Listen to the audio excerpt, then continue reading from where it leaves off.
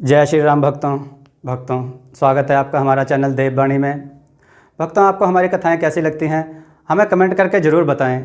भक्तों, हमारी कथाओं को लाइक अधिक से अधिक करें, इन्हें शेयर करें और हमारे चैनल को अधिक से अधिक सब्सक्राइब करें। भक्तों, आपसे एक गुजारिश है, हमें इंस्टाग्राम पर फॉलो करें जिसका लिंक डिस्क्रिप्शन में दिया गया है। तो चलिए शुरू करते हैं आज की कथा। जय श्री राम भक्तों, सवालों की श्रृंखला में आप सबका स्वागत है। आज का प्रश्न है, माँ काली ने किसका वध किया था? अपने उत्तर वीडियो में कमेंट करके अवश्य दें। चलिए कथा का दूसरा भाग श्रवण करते हैं। दोस्तों, कथा को लाइक जरूर कीजिएगा। ज्ञानदेव पर अपेक्ष करते हुए किसी ने कहा था, नाम से क्या होता है, यह भैंसा जा रहा है, इसको भी ज्ञानदेव कह सकते हैं। इस पर ज्ञानदेव बोले, हाँ हाँ ठीक है, इसमें और मुझ में कोई भेद नहीं है, इसमें भी मेरी आत्मा है। इतना सुनने पर उस व्यक्ति ने भैंसे की पीठ पर कसकर 3 कोड़े लगाए। उस समय ज्ञानेश्वर जी ने सर्वात्म भाव की सिद्धि का अद्भुत परिचय था। कहते हैं कि भैंसे की पीठ पर कोड़े पड़ते ही उनके निशान ज्ञानेश्वर जी की पीठ पर उभर आए थे और उन घावों से खून बहने लगा था। इस प्रकार के बुद्धिमत्तापूर्ण उत्तरों और चमत्कारिक दृश्यों ने उपस्थित जनता को ज्ञानेश्वर जी के पक्ष में कर दिया। अब उन्हें पंडितों की हठधर्मिता की कोई चिंता न रही। इससे भी अधिक उन्हें सफलता मिल चुकी थी। वह थी पंडितों के अनुचित प्रभाव और अवांछनीय धारणाओं में लगाव का तिरोधान। कुछ लोग भले ही मान्यताओं के संबंध में दुराग्रह करते रहे, उससे हानि तो तब है जब जनसाधारण में उनका प्रभाव बना रहे। संत ज्ञानेश्वर इस स्थिति को बदलने में बहुत कुछ सफल हो गए थे, इसलिए उन्होंने मूढ़ पंडितों से उलझना छोड़ दिया। इस घटना के बाद वे कुछ दिनों तक अपने भाई बहनों सहित पौड़ ग्राम में ही रहे और धर्म के वास्तविक स्वरूप का लोगों में प्रचार करने लगे। पौड़ में लोग उनकी विद्या बुद्धि और धर्म दर्शन में प्रवेश से बड़े प्रभावित हुए। पौड़ से चलकर वे जब नेवा ग्राम पहुंचे तो वहां के लोगों ने उनका अद्वितीय संत और प्रखर ज्ञान सिद्ध महात्मा के रूप में स्वागत किया। अंधश्रद्धा और कामना पूर्ति के लिए कई लोगों ने उनसे सहायता की याचना भी की, परंतु ज्ञानेश्वर जी ने पुरुषार्थ और प्रयत्न को ही सफलता का मार्ग बतलाया। नेवा ग्राम में एक स्त्री इस कामना से उनके पास आई कि वे उसके मृत पति को जिंदा कर दें। संत ज्ञानेश्वर ने उस स्त्री से पति का नाम पूछा। स्त्री को आशा बधी कि अब उसका पति जीवित हो जाएगा और उसने नाम बता दिया। मृत व्यक्ति का नाम था सच्चिदानंद। ज्ञानेश्वर ने तुरंत कहा, सच्चिदानंद तो अमर हैं, वह कभी मर ही नहीं सकता।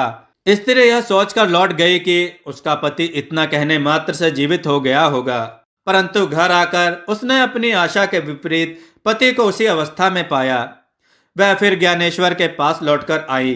तब उन्होंने जन्म मरण को प्रकृति का सहज स्वाभाविक तथा आत्मा की अमरता के संबंध में विस्तार से समझाया। इन उपदेशों को सुनकर उस स्त्री का शोक सचमुच ही दूर हो गया।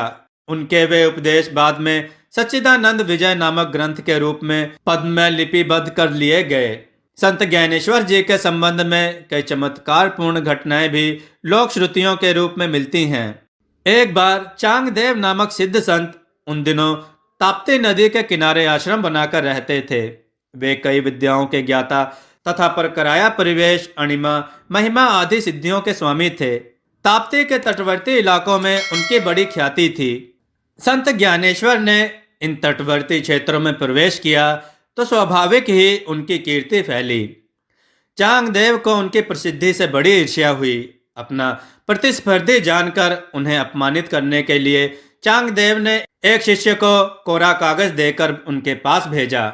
ज्ञानेश्वर जी ने उस कागज को उपस्थित कई लोगों के सामने खोला और चांगदेव के भावों को समझकर उसके जवाब में एक कविता लिखी, जिसमें अद्वितीय ब्रह्म ज्ञान और चांगदेव के प्रति सम्मानप्रद भावनाएं व्यक्त की गई थीं। अपने व्यवहार के प्रत्युत्तर में इतना सद्व्यवहार करते देखकर चांगदेव का हृदय पिघल गया और वे अपने 1400 शिष्यों के साथ संत ज्ञानेश्वर के पास आए। संत जी उनके आगमन का समाचार सुनकर उनका स्वागत करने के लिए कई मीलों दूर तक स्वयं चलकर आए। चांगदेव और भी प्रभावित हुए और बाद में तो उनके शिष्य ही बन गए। संत ज्ञानेश्वर जी ने अपने इस नए शिष्य को चमत्कारों का प्रदर्शन छोड़कर आत्मकल्याण की साधना में प्रवृत्त होने का उपदेश दिया। संत ज्ञानेश्वर जी ने अपने सादे व्यवहार और आत्मीयता के प्रभाव से कई लोगों को सही मार्ग पर लगाया। दोस्तों, ये बात उस समय की है जब यहाँ पर मुगलों का राज था। एक बार धर्म प्रचार के लिए संत ज्ञानेश्वर जी अपने शिष्यों सहित देश भर की यात्रा पर भी निकले थे। वे घूम घूम कर ही लोगों को धर्म का उपदेश देते थे।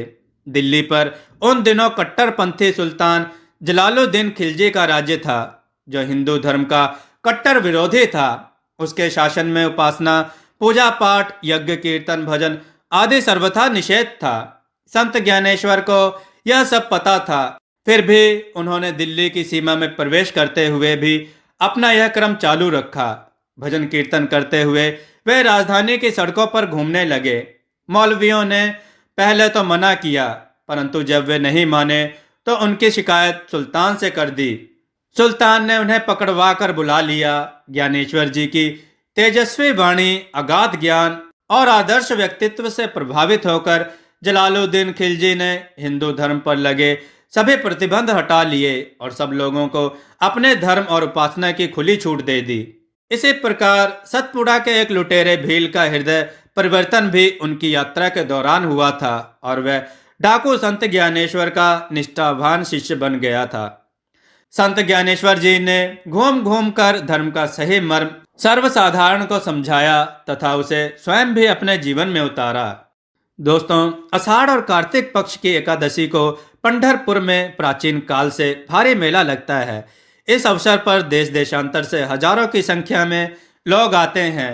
उन्हें धर्म के सच्चे स्वरूप से परिचित कराने का सहज सुलभ अवसर जानकर संत ज्ञानेश्वर भी इस मेले में गए। स्थान स्थान से आए दूर दूर के लोगों ने उनके सानिध्य का लाभ उठाया। इस मेले में कुछ विरोधियों ने उनसे पूछा कि आप महान संत और ज्ञानी हैं, तो घर बैठकर ही क्यों नहीं पूजते? इधर उधर भटकते रहने की क्या जरूरत है? ज्ञानेश्वर जी ने कहा, जगह जगह घूमकर लोगों को ज्ञान और सन्मार्ग दिखाना तो मेरा धर्म है। कुआं प्यासे के पास नहीं जाता, इसलिए वह छोटा ही रह जाता है। सूखे तथा जरूरत के क्षेत्रों में नदी बहती है तो वह अणु से विभु, शूद्र से महान और छोटे जलधारा से महासागर बन जाती है। यह समझकर ही मैं भी अपना जीवन लक्ष्य प्राप्त करने के लिए यत्र तत्र भटकता रहता हूँ। कितना सटीक उत्तर था उनका। संत महापुरुषों की लोकहित साधना भी उनके आत्मकल्याण में सहायक बन जाती है।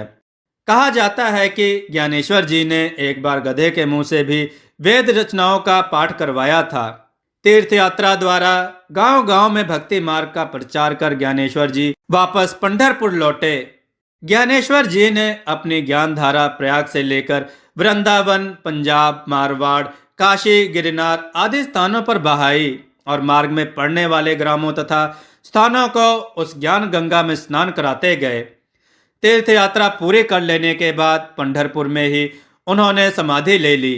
उनके उपदेशों से समाज में पिछड़े और निम्न कुल के लोगों में आत्मविश्वास का भाव जगा। बड़े बड़े शास्त्रियों और धर्म गुरुओं ने उन्हें जब सर्वधर्म के लाभ से ही वंचित रखा था, तब ज्ञानदेव जी ने उनके लिए ईश्वरीय राज्य का द्वार खोला और धार्मिक क्षेत्र में समानता का आदर्श स्थापित किया। दोस्तों, आपको यह कथा कैसी लगी? अपने विचार और सुझाव कमेंट में जरूर दें। हमारी कथाओं को लाइक करें, हमारे चैनल को सब्सक्राइब करना ना भूलें। हमारी कथाओं को शेयर जरूर करें, जिससे लोगों को अच्छा ज्ञान प्राप्त हो। जय श्री राम भक्तों।